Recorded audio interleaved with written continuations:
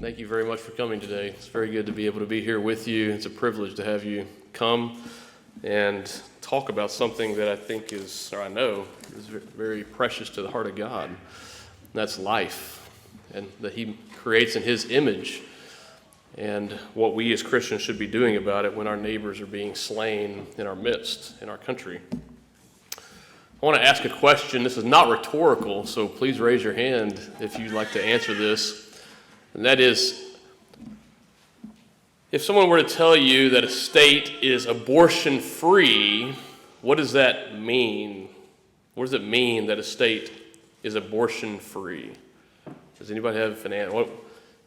Yes, sir. To me, that would mean that every person, with person being defined as beginning at the moment of conception, has the same exact rights, privileges, protections under due process for the 14th Amendment. All right. Well, you should come up here and that sounds like a great definition. Does anybody else have anything else to add to that? Anything else? Would you agree with me that, when I hear the phrase abortion free, I think that means abortion's illegal? Would you agree with that? Yeah.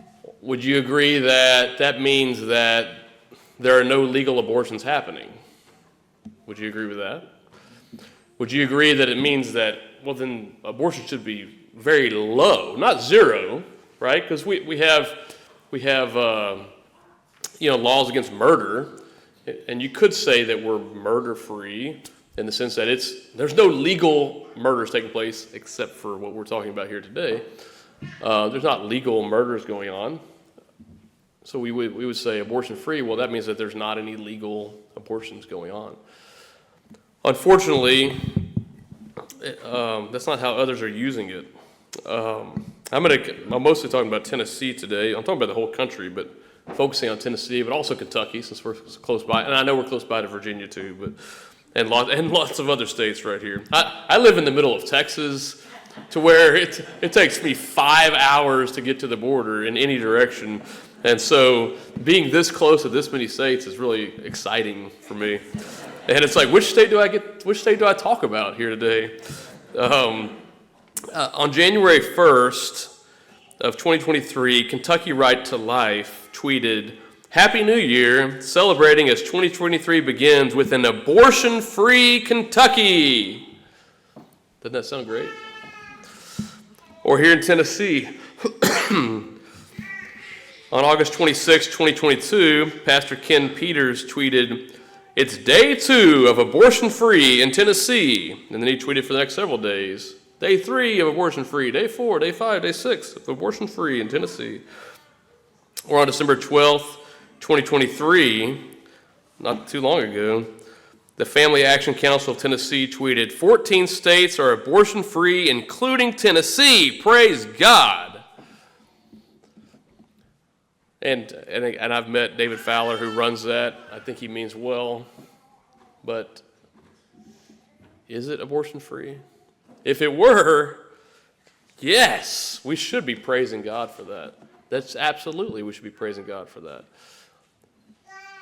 But if abortion-free means what this gentleman said, it means what I think we all generally agree on, that no legal abortions, they're all illegal, then it's not abortion-free.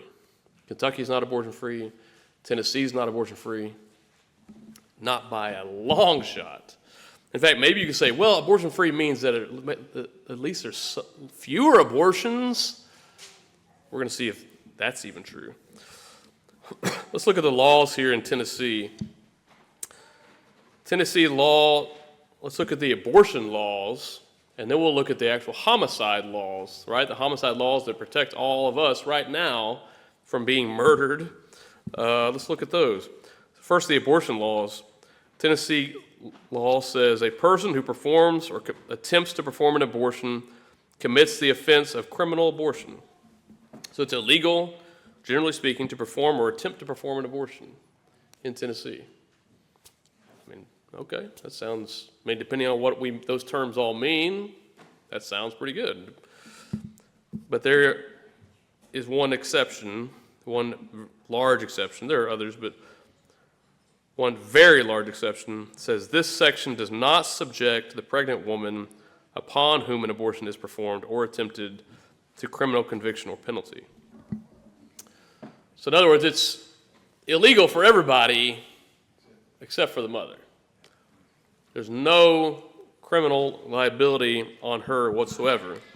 And that's not just because the law is silent about it. No, it's because the pro-life laws, and this is a pro-life law written here by pro-life legislators, pro-life organizations, explicitly says moms cannot be prosecuted for murdering their own children as long as they do it before they're born. The homicide laws in Tennessee. Criminal homicide is the unlawful killing of another person. Okay. So far, so good. For the purposes of this part, another person includes a human embryo or fetus at any stage of gestation in utero, when any such term refers to the victim of any act made criminal by this part. That's a pretty good definition. That, hey, person includes babies in their mother's wombs from embryonic stage of development. That's pretty good. Pretty good. So we have personhood in Tennessee, right here in Tennessee. We have personhood that an embryo, a fetus, is a person in Tennessee, under Tennessee homicide law, except then it says, that shall not apply to any act or omission by a pregnant woman with respect to an embryo or fetus with which she is pregnant. So, an embryo or fetus is a person under Tennessee law, but moms, their definition of personhood is defined away with regard to their own mother. Everyone else has to treat them like a person, except for their mother. She does not. She has explicit permission here under Tennessee homicide law to treat her child not as a person, meaning that the homicide law does not apply to her with regard to killing her own unborn child. And Kentucky law is similar, as is every state in the country. Similar. All 50 states. All the pro-life states. Right now there's 14 states that many pro-life organizations say are abortion-free. Every single one of those states say, except that abortion is illegal, it's banned, except for the mother. What that ends up legalizing is what we call self-managed abortion. That is, mothers themselves becoming the abortionist. Right? Even before the Dobbs case overturned Roe versus Wade, the vast majority of abortions taking place were done by abortion pills. Mothers would go to abortion clinics.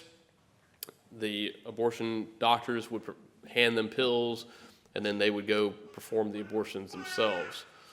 Well, now in these abortion-free states like Tennessee or Kentucky, they no longer can go to a clinic. Those clinics are closed, but it's like the difference between going to Walmart. Oh, well, Walmart doesn't have it anymore. Oh, well, I can get it on Amazon, right? In fact, it's even easier. I don't even have to go anywhere. I can just come straight to my doorstep. And that's what mothers are doing. They're going online, and they're ordering these pills from states that have not banned clinics, shield law states that shield doctors and those who would mail pills from the laws of states like Tennessee and Kentucky. And they are mailing those pills to women in Tennessee. And they're ordering them from those states and from overseas. They're mailing those pills into Tennessee. And that's not illegal. It's not illegal for those mothers to order those pills. It's not illegal for those mothers to possess those pills. It's not illegal for those mothers to take those pills to murder their children in Tennessee or in Kentucky because of these exceptions that you just heard written into the law by the pro-life organizations and pro-life legislators. So it's not abortion-free. It's legal. You would think abortion-free means it's illegal. It's not. It's not illegal. We would think, well, maybe abortion-free means that they aren't doing it. They're not happening. The numbers are way down. Well, in Tennessee, these self-managed abortions, mothers ordering the pills getting them to their home and taking them at home.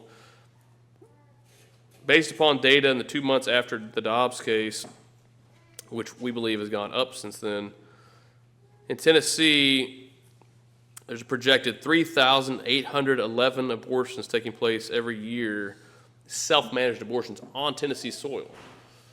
This doesn't even include women who go out of state. I'll address in just a moment. In Kentucky, 2,094 self-managed abortions taking place on Kentucky soil every year, every 12 months in Kentucky. Out of state, there's many women going out of state. Abortion numbers have been released on that. From Tennessee, women going out of state, 10,570 abortions from women going out of state to murder their babies and then coming back. Kentucky, 4,450. So in Tennessee, that combined self-managed abortions and those taking their children out of state to be murdered. In Tennessee, 14,381 children murdered by abortion, the most since 2012. In Kentucky, 6,544. That would be the most since 1999. Abortion free? I don't think so. I don't think so. Now these numbers are, they're the best that we have. They're based upon data released by the abortion pill providers themselves, and the numbers may be higher. Some of these were right after Dobbs. We think in many cases the numbers are higher, but they're the best we have. And one thing we do know is that these states are not abortion-free, not even close. In fact, we know this because not just from the numbers in these states, but from the numbers across the country. Live Action just shared a report on total abortion numbers nationwide, reporting that there's 2,800 abortions a day still happening in the United States. That's over 1,022,000 abortions a year. That would be the most abortions we've seen in the United States of America in over a decade. Roe versus Wade has been overturned. And now, states should have been ignoring it because it was unconstitutional from the beginning, but they didn't. But now that excuse is off the table, and for that, I'm glad that excuse is gone. But abortion has not been outlawed in any state in the country, and abortion numbers are not going down. If anything, they're going up.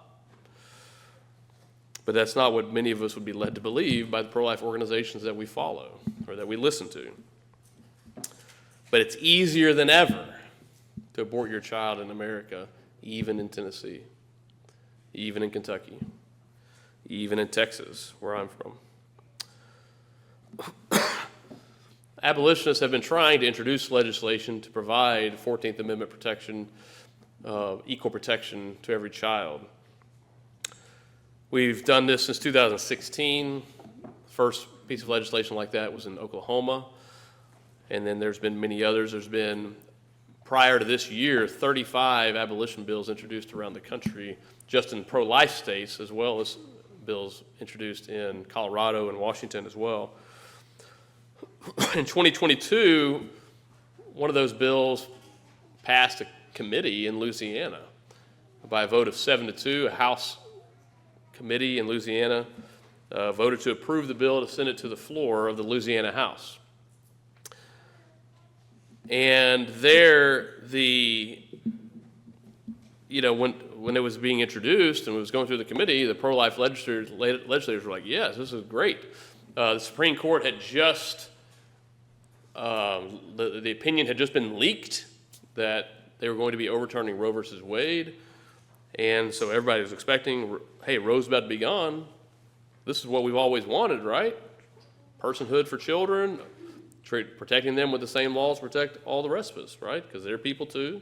So let's just protect them with the same laws to protect everybody else. That's what equal protection is. So the legislators voted for that easily. But in the interim week, the pro-life movement mobilized. When I say the pro-life movement, I don't mean the average pro-life voters. I mean the pro-life lobbyists and their organizations, their leaders mobilized and fought against equal protection in Louisiana and signed a letter. 77 of them signed a letter led by National Right to Life, Susan B. Anthony organization, March for Life Action, and others, to tell those legislators in Louisiana, and this letter was sent to every legislature in the country, all legislatures, and saying that the pro-life movement opposes equal protection. The pro-life movement opposes, as they put it, criminalizing mothers. Now, obviously, no one's criminalizing someone for being a mother. We're not criminalizing women, was the way they put it. Criminalizing women.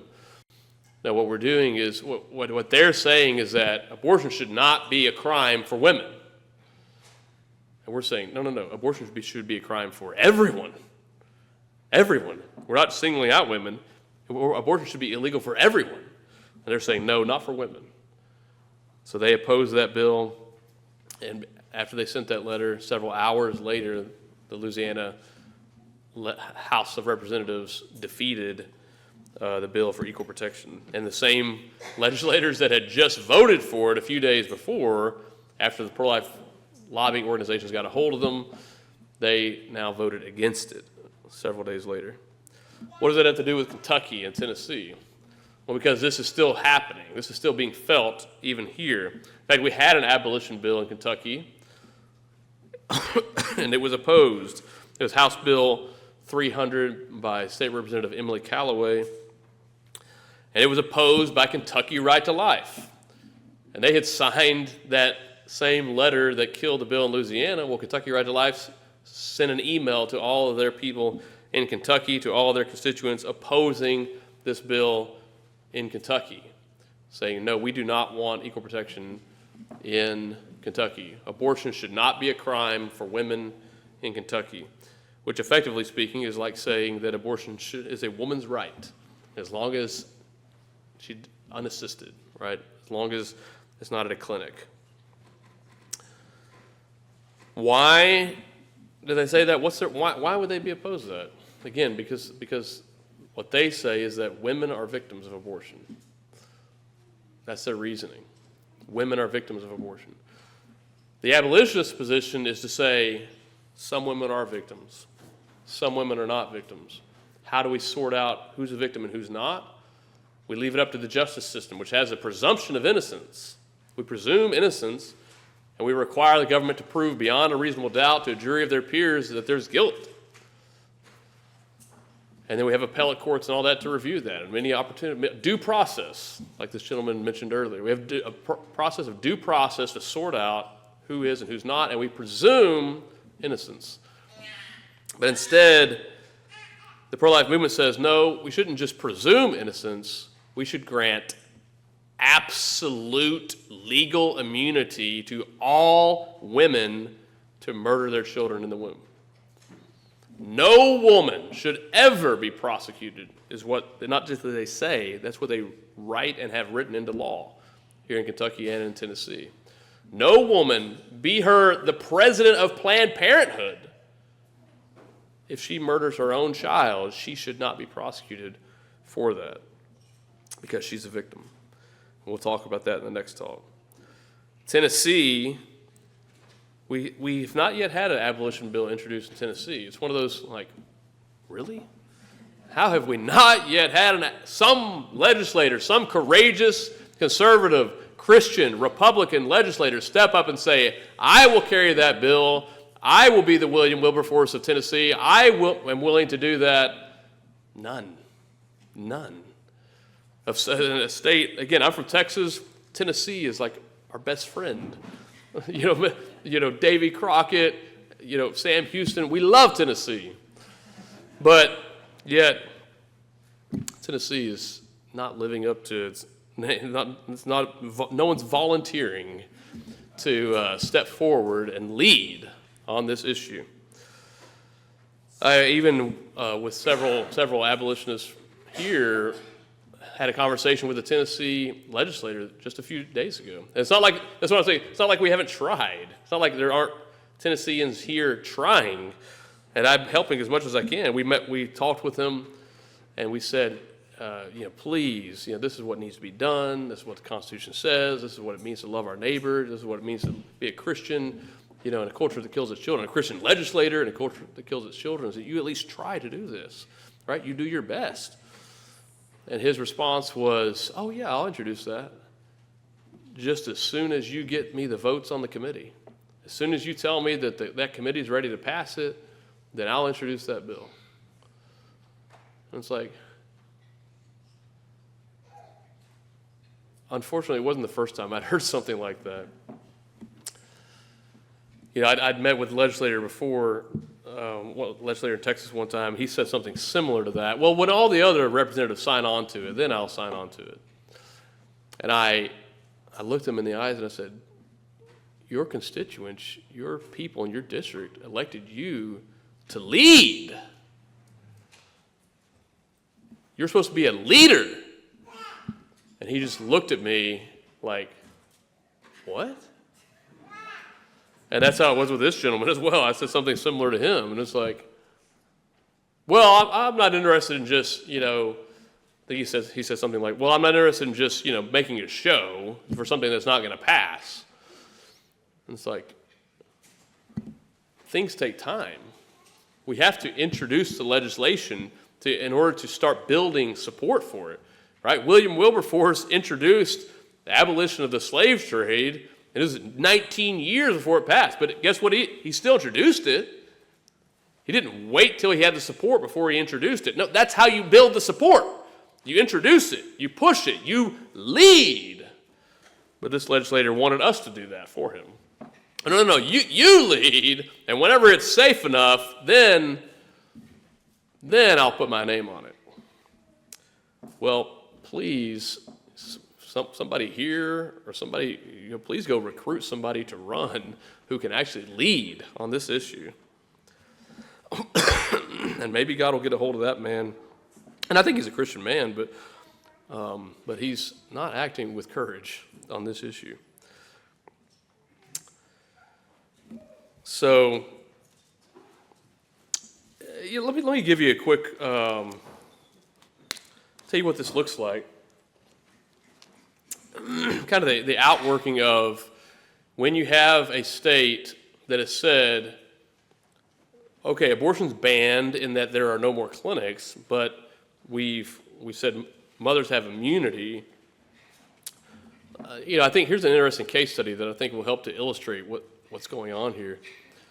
So in Texas, there was a woman, and in Texas we have, there's no, clinics are not performing abortions. It's illegal. It's homicide. It's murder for anybody to abort a child, except for the mother in the state of Texas. We have now, because of that, over 20,000 abortions still happening on Texas soil every year. But so that's the law in Texas, just like here, except even stronger. But a sheriff out in the west part of Texas arrested a woman. She came to a hospital saying she had a miscarriage, and then she told the hospital staff, actually, I'm self-managing my abortion. I took abortion pills, and I self-managed my abortion, and her baby died. And the sheriff there, the hospital told that to the sheriff, and the sheriff went and arrested her and was charging her with murder in the state of Texas. And she was put in jail for 2 days. And then, though, they released her, and they said, oh, no, actually, we've made a big mistake. Because while abortion is illegal for everybody else, it's not for her. Abortion is not illegal for the mother, so we have to release you. And then that woman then went and filed a grievance with the state bar, which oversees the attorneys, and got that prosecuting attorney fined for allowing her to be charged with murder for something that is technically murder, but she has legal immunity to do in Texas. And now she's suing for over $1 million, and she's probably going to win because she's right. she should not have been prosecuted for that because it's legal. Because it's legal for her. And so we actually the pro-life laws themselves protect mothers who abort their children. Protect them from those who would try to hold them accountable. It protects them. The law protects people who murder them. If you try to stop them or try to hold them accountable, the law will come down on you instead of the ones that are actually committing the murders. And pro-life organizations, that's their goal. That's what they want, by and large. This played out here recently. I mentioned that there was this bill in Louisiana, 77 pro-life organizations came out against. Well, there was even something recently. Now they're not even waiting. The pro-life lobbying organizations are not even waiting till there's legislation. They're wanting to kill abolition in the cradle, in its embryonic stages. There was in North Dakota, there was a resolution in the Republican Party there a resolution in support of establishing equal protection for the unborn. I'm going to read you this resolution, and I want you to listen for the part that's offensive. I don't think there is, but see if you spot it. Whereas all human beings are created equal and endowed by their Creator with certain unalienable rights, the foremost of which is the right to life. And whereas the 14th Amendment affirms the right to life with the following guarantee, quote, nor shall any person be deprived of life, liberty, or property without due process of law, nor denied to any person within its jurisdiction the equal protection of the law. And whereas the life of every human being begins at fertilization,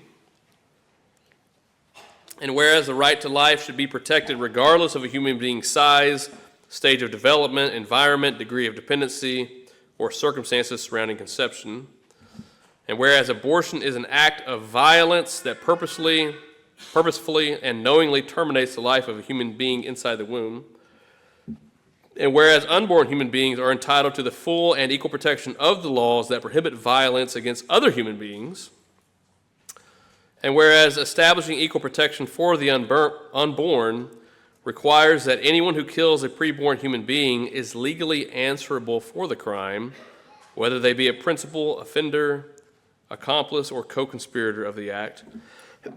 And whereas because medication abortion is readily accessible to all citizens regardless of state law and now accounts for the vast majority of all abortions, and abortion will remain widespread and legal in North Dakota as long as abortions can be self-administered with impunity.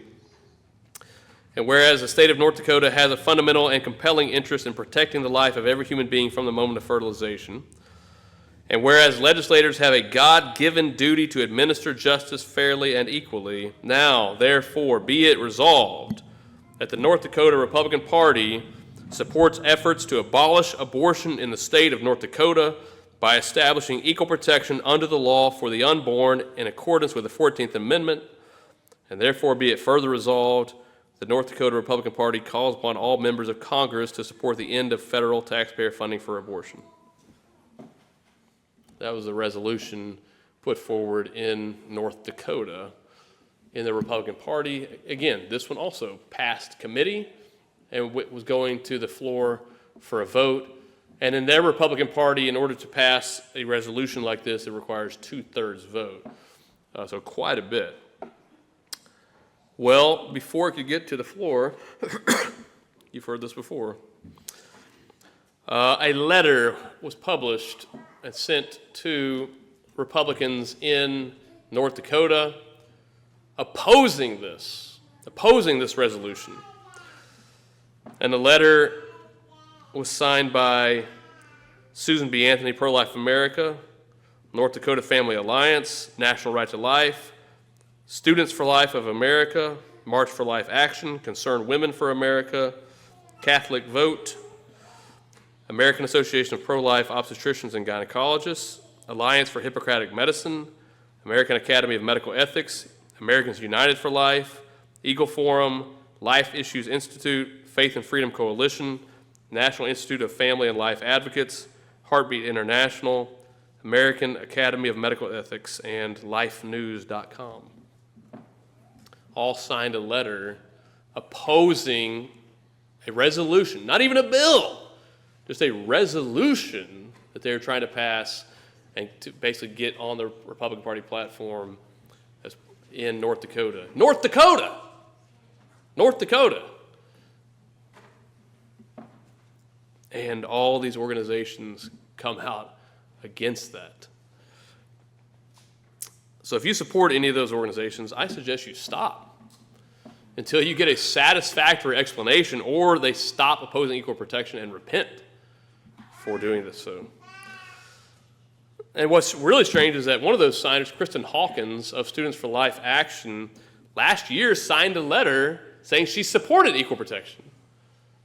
So she's talking out of both sides of her mouth. So what's clear is that Tennessee is not abortion-free. I hope that you see that. That's clear here. Tennessee is not abortion-free, not even close. Kentucky, not abortion-free. The war is not over. There's many people that have gone to sleep. Dobbs overturned Roe. That's what we've been trying to do our whole lives, right? Overturn Roe versus Wade, because that was going to solve it.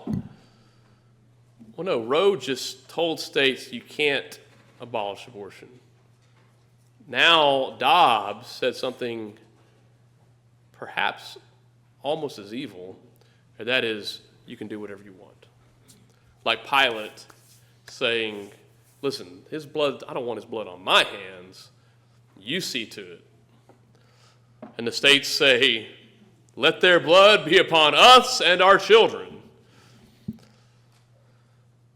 And it is. If we compare this to the abolition of slavery in this country, we're not post-Civil War. We haven't abolished slavery. We're not even in 1850. Whenever there were at least some states had abolished slavery. No, we're in 1750. We're in 1750 where no state has yet abolished slavery. No state has yet abolished abortion. Right? Can you imagine? Can you imagine, a state then saying like, well, hey, we're slavery free. We're slavery free. Oh, so that means slavery is illegal? It is, except for slave owners. Wait, what? Do they still own slaves? Oh yeah, all over the place. Well then how is it slavery free? Well, nobody can help you acquire a slave. But you can still hold slaves and you can still enslave them. And yeah, how's that slavery free? Wait, and it's not just the law allows that. What if I go try to stop someone from holding a slave? Oh, no, you'll be arrested if you do that. Wait a second. That's where we are. Every state is that way. So we're not even in the 1850s. We're in the 1750s. So what I want you to realize is that we've got a long road ahead of us. We've got a long fight ahead of us. When many Christians, when many pro-life peoples are hanging it up, like, well done, good and faithful servant, the battle's over, right? You finished the race. It's like, no, we have not. No, we have not. We're not done. Not by a long shot. No state has abolished abortion. And when pro-life leaders say that a state is abortion free, like I just read to you, they're saying in Kentucky and they're saying in Tennessee, it's incredibly misleading. And for those who know what's going on, it's a lie. They're outright lying. The problem is, in their eyes, they have to say that, in many of them. They have to say that. Why? Because they don't believe in equal protection. They don't support equal protection. They don't support mothers, it being a crime for women to murder their children. So they have reached their goal. It's abortion-free in the sense that none of the clinics are doing abortions anymore. That was the goal. Wait, I thought the goal was actually to protect people from being murdered. I thought the goal was to actually abolish abortion. Only when we do that will I say that it's abortion-free. And it's nowhere close to that. And whenever they say it's abortion-free, Your average pro-life person, your average Christian says, oh, well, then I guess our work here is done. I'm going to go focus on some other issue. And it takes people out of the fight. And I'm here to tell you, get back in it. Get back in the fight. It's hotter and more needed than ever to be in this fight.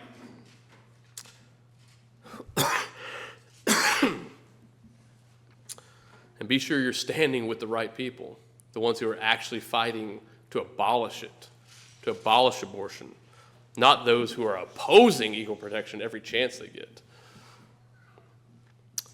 Christians, we have to wake up. We have to get in the fight. In the next talk, we're going to talk about how we do that. But I think I do have, I'm a little early here on this particular talk, so I'd asked Erica, hey, if I have time, we do have a time for Q&A later, but it's only an hour. It's only an hour, so I want to go ahead and open it up now. If anyone does have any questions, let's go ahead and start the conversation now. Feel free to raise your hand and let's start talking. Yes, sir. And I'll try to repeat your question so everybody hears it. How are the drug companies not considered an accomplice? How are the mothers, how are they the only ones that, how is it legal that they get the out whenever it's a drug made specifically for the purpose of killing an unborn child? You're saying how do the drug companies get an out? Yes, how do they not have any liability or responsibility in itself? And so oftentimes we can follow the money Right. in simple actions sometimes. But anyway, I just wanted to hopefully answer for that. Yeah, well, criminally speaking, the drug companies. Well, first of all, let's take this question in a few parts, and let me just repeat the question. The question is, how do the drug companies, how do they not have liability here, or how can they not be criminalized, for doing this?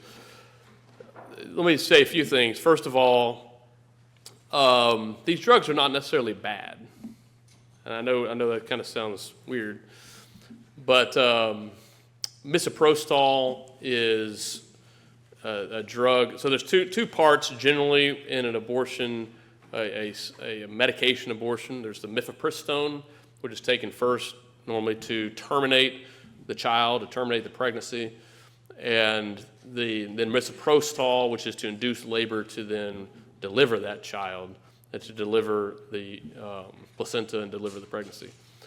So that's normally the protocol for how that's done.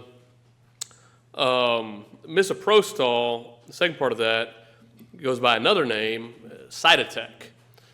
And Cytotec, there's many mothers there's many children that have been born and whose lives have been saved even because of Cytotec. Because Cytotec, it's like a Pitocin. It's a labor-inducing drug that if you need to induce labor to a child needs to be delivered for whatever reason, then that can be a very good thing to induce labor and for that child to be born. So the drug itself is not bad. And in fact, you can even do the abortions. There was a case recently where people were suing because of the mifepristone. This went up to the U.S. Supreme Court. I don't need to get into the details unless someone wants me to. But most of the abortion people, pro-abortion people were saying, well, yeah, even if we lose access to mifepristone, you can still do the abortion with misoprostol, with the Cytotec. And so if we say, we can't really outlaw Cytotec because it's used for good purposes too. It also has gastrointestinal, it's a treatment for gastrointestinal issues and for a certain syndrome. So it's kind of one of those, there's people who use it for bad things, but that doesn't mean that the drug itself is bad. Kind of like gun control, right? People use guns for bad things, but that doesn't mean guns are bad. It's not misoprostol that's killing children. It's people taking misoprostol to kill children. It's not guns killing people. It's people using guns to kill people who kill people. They're not specifically made for that purpose. Well, getting back to, I just wanted to give that kind of overview first, and then now I'm getting to your actual question. And so, why are these drug manufacturers not being held accountable? Well, criminally speaking, they don't operate in these states, right? They're in other states. So the drug manufacturers they're not operating in Tennessee. They're not selling the pills in Tennessee. They're not marketing them for abortion purposes in Tennessee. And so that's why they can't be criminally liable, because then you have these other states that are shielding them, so you can't really go after them. Now, that begs the question, well, why aren't we suing them? Why aren't we suing them under the law? And I think the main reason is because it's FDA approved. FDA has approved these things to be marketed even for abortion purposes. And if you try to sue them, you're going to get pulled into federal court, and their argument's going to be, hey, it's FDA approved. How can it be illegal? So I think that's amazing. I'm not saying people shouldn't sue. I think it'd be great. Yeah, make them feel a lot of heat. But sometimes that can come back, where you end up liable, because for all their attorney fees, because you shouldn't have sued them. So it's definitely something that I think people should look into and should consider suing them. But I think most courts are going to rule in their favor because it is FDA approved. Did that answer your question? Yes, ma'am. Do you think part of the problem with some of the legislators, maybe some pro-life organizations, not wanting to get on board with the personhood, criminalizing it for the mother, has to do with stigma that might be attached to women who've had past abortions, or a misunderstanding that Yeah. women who've already previously aborted could then be prosecuted, and there's maybe just a misunderstanding with how the law would be written, or it would be understood to be moving forward. This is what would happen if a woman committed an abortion. Yeah. So the question, I'm going to try to rephrase your question, or restate your question. So is perhaps some of the pro-life organizations, pro-life leaders opposing equal protection, abolition, because of a concern for women that have had abortions already and then potentially being, criminalized for abortions that have already happened? Is that what you were asking? I think that most of them know better than that. But I think that is a concern that they use. We've seen them used in a lot of states and a lot of cases where they say, like, well, wait, if we pass this, then, like we heard earlier, 1 out of 4 women have had abortions, and are we saying we're going to go lock them all up? Yeah, that's not how the law works. The law, you cannot with criminal law, you cannot retroactively make something a crime that was legal before and then go prosecute people for something they did before it was illegal. And that's explicitly prohibited in our bills. We write that in there. Yeah, this doesn't apply to any conduct before this bill is effective, passes, signed into law, and becomes effective. Any abortions before that, that's between them and God. But from this point forward, it's prohibited. That's explicitly in the bill. It's explicitly in the state's constitution of every single state. Those are called ex post facto laws, laws after the fact, or retroactive laws, that you can't pass retroactive criminal laws. Every single state constitution says that, and the U.S. Constitution says that. So it's anytime there's a pro-life leader who says, like, well, wait a second, there are all these women that have had abortions, you're going to lock them up. Maybe there's some that really have no idea about what the bill says and what the Constitution actually says. They're just that ignorant, in which case, why do they hold that position? And why are they talking without educating themselves? I think most of them do know that it's ludicrous. But the reason they say it is because it does sound very, very scary. Yes, I do not want, millions and millions and millions of women in America being prosecuted for something that our laws told them was okay for them to do, and our laws still tell them is okay for them to do, and that they have immunity for doing.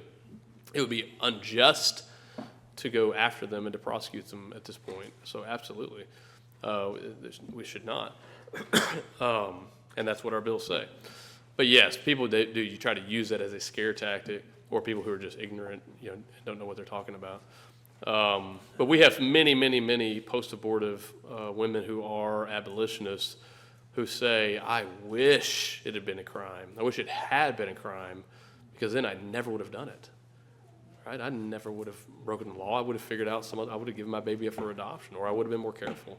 That's the solution. That's what we want, right? That's the purpose of abolition. Not even after it passes, the goal here is not, we want to lock tons of people up. It's like, no, we want the law to deter people from murdering their children. We want the law to reflect God's law and teach society the value of life. And then we want it, if people don't agree with that, we want the law to restrain the evil in their hearts. That's why people are like, well, you can't legislate morality. It's like, yes, but the law can restrain evil. And we can legislate morality in the sense that everything we legislate is moral. But yes, we cannot make people moral by law, but what we can do is restrain them from doing something criminal, in this case murder. And then finally, we can provide justice, which I'll talk about more in the next talk. I know it's a long answer, but did that answer your question? Yes, sir. At the time when they were writing the 14th Amendment, they didn't have the knowledge that we have today about the embryo. Did anyone bring it up? And there's equal protection. So it's very interesting. So the question is, I'm going to rephrase it, I think is what you mean, right? When the authors of the 14th Amendment or those who supported the 14th Amendment and ratified the 14th Amendment, did they have an embryo in mind when they were writing the word person, right? Was that was that in their mind at all? And I would say yes. I'm not saying that they were explicitly trying to ward off abortion here, but I think it certainly was in their mind, and it's one reason why they chose not to just say no state shall deny to any black person the equal protection of the laws. Yes, that was the primary evil that they were trying to deal with in that moment, but they were really trying to deal with all states denying equal protection to any person. And in fact, it's interesting, the 14th Amendment actually says basically all persons born or naturalized are citizens. So they know how to say born persons, but it's interesting, then when it gets down to the equal protection, it doesn't say born persons, it just says any person. So there's actually even making a distinction between, okay, you're not a citizen until you're born, which is okay, but equal protection of the laws is for all persons, red or yellow, black and white, born or unborn.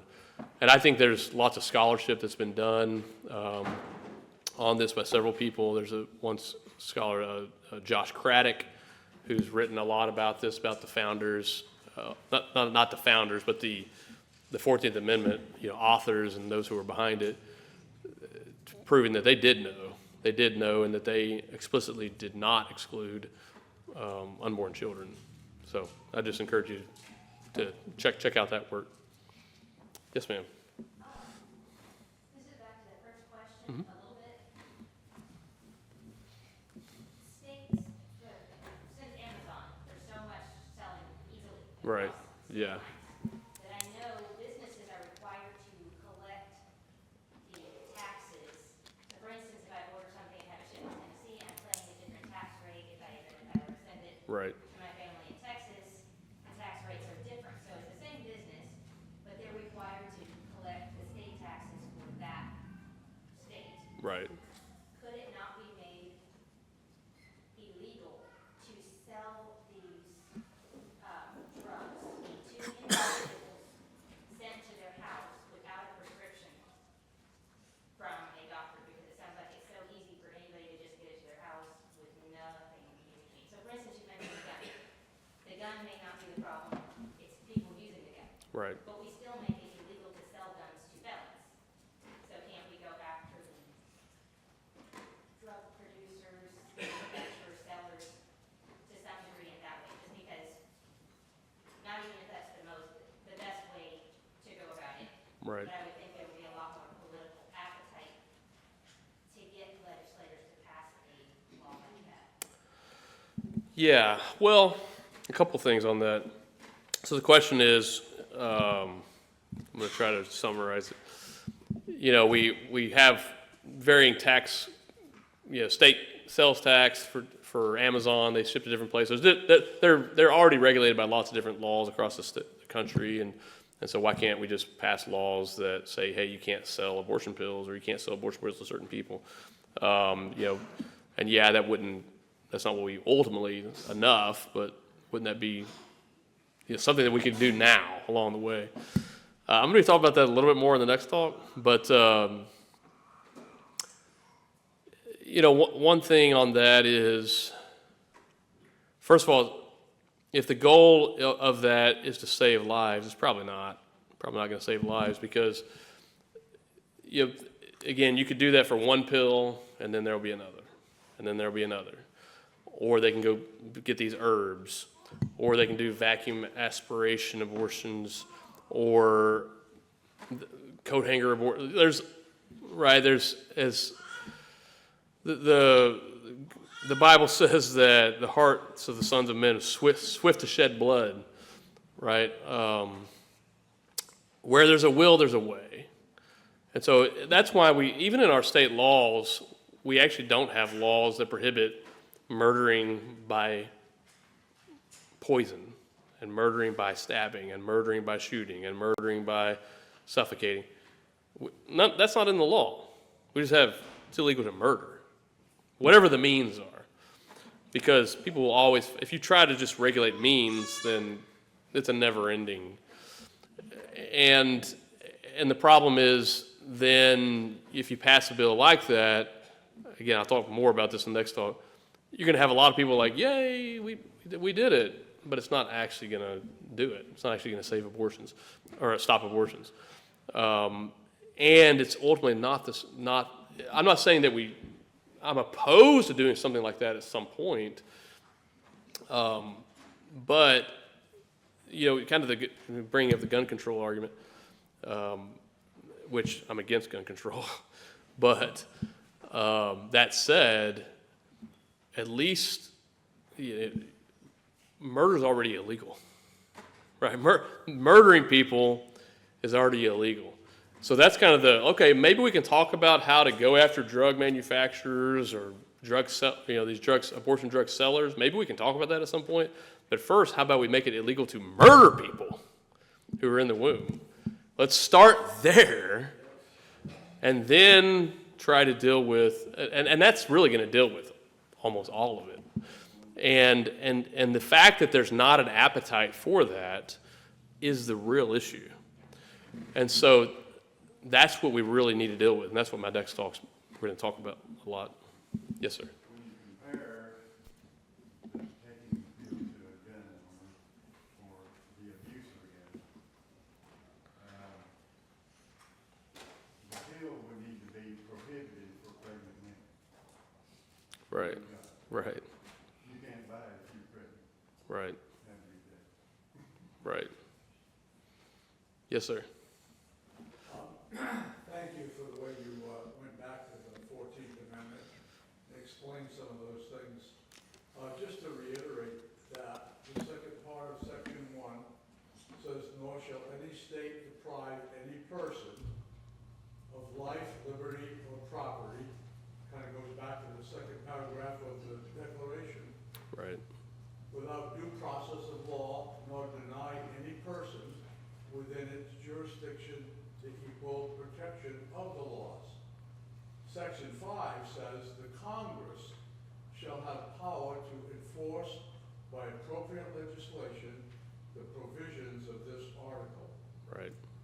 Why has there been such a drop-off or a lack of interest in pushing the Congress to pass a sanctity of life or life at conception law taking care of all 50 states? Why is there no interest in that? So just to reiterate your question, to restate your question, so Section 5 of the 14th Amendment says that Congress has authority to enforce, the 14th Amendment, to enforce equal protection. Why? And there have been people for a long time that have said, hey, Congress should do that, or they should pass a constitutional amendment or something like that. Why has there been a drop-off in support for that? When did the drop-off, how long ago do you think the drop-off, you started seeing a drop-off in support for something like that?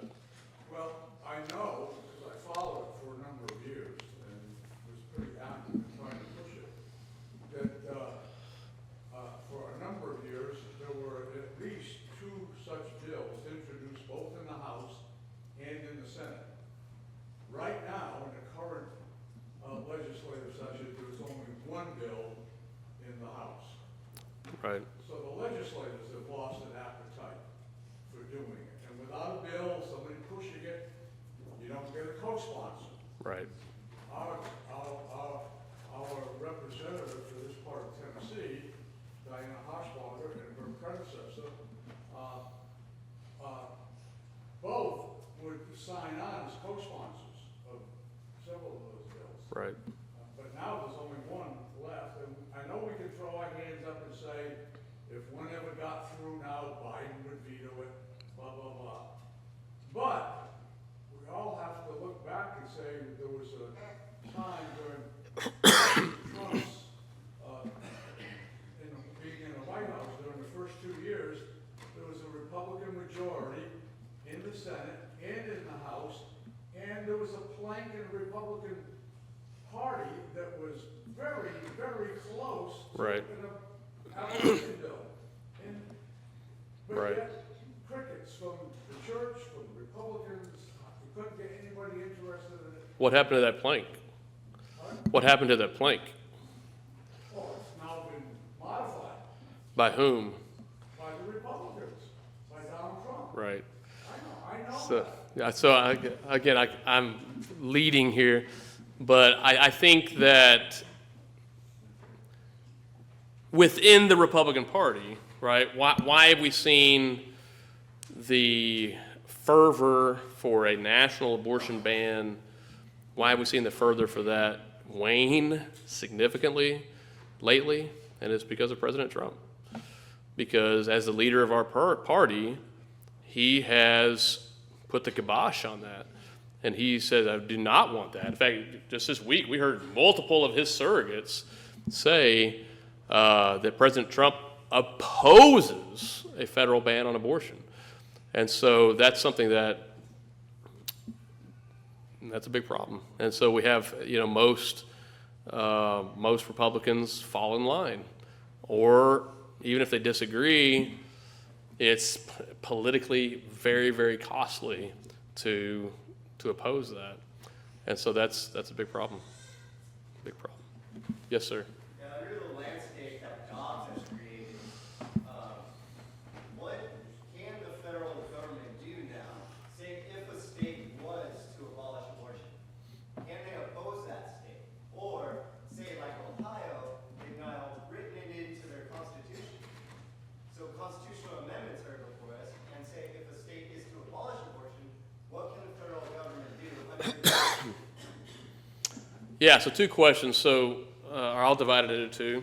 So if a state tries to abolish abortion, can the federal government stop them?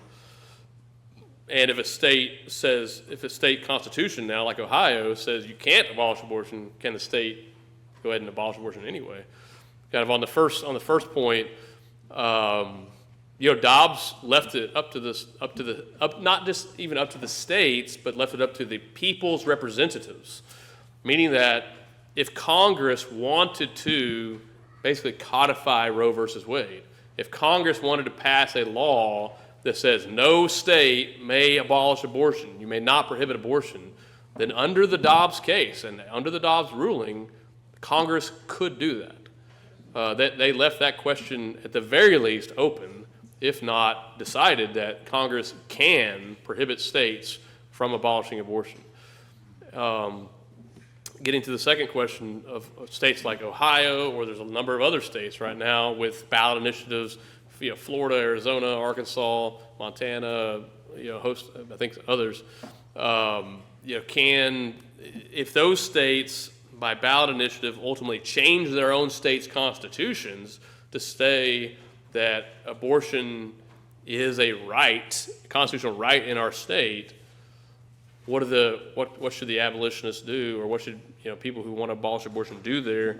That is the same thing that we're already doing, and that is pass a bill to abolish abortion and provide equal protection. Why? Because what they're putting into these constitutions is legally null and void because it violates the 14th Amendment. That's like if a state right now were to say, like, hey, we're bringing slavery back. It's like, well, no, and we're going to put it in our state constitution. Like, you can triple stamp, all you want, put it wherever you want, but it violates the U.S. Constitution, and that's the higher law. And so, that's a supreme law of the land, as the Constitution says. And so, the Equal Protection Clause of the 14th Amendment also trumps all of these, Ohio and all these other states that may pass these initiatives that say you can't abolish abortion there. I think legislators should just just ignore them because they're legally worthless. That's what we should do. Yes, sir. Yeah, so with recent events regarding the upcoming election and voting, I'm curious how do you think Christians should navigate voting for the upcoming election? So I can ask two questions. One would be, are you persuaded by the lesser of two arguments to vote for Donald Trump? And secondly, what do you think the implications would be for voting for Donald Trump versus not voting? Yeah, so the question is about voting for Donald Trump, and I'm going to save that question actually for the Q&A, so that way I can share it. Also, it's just to hold on, like keep something on the table for us to be thinking about and discuss later. But I've definitely anticipated that question. I look forward to talking about it later during the Q&A. Thank you all very much for your questions, and I'll be coming back talking more here a little bit later. But I'll turn it back over to you. Thank you.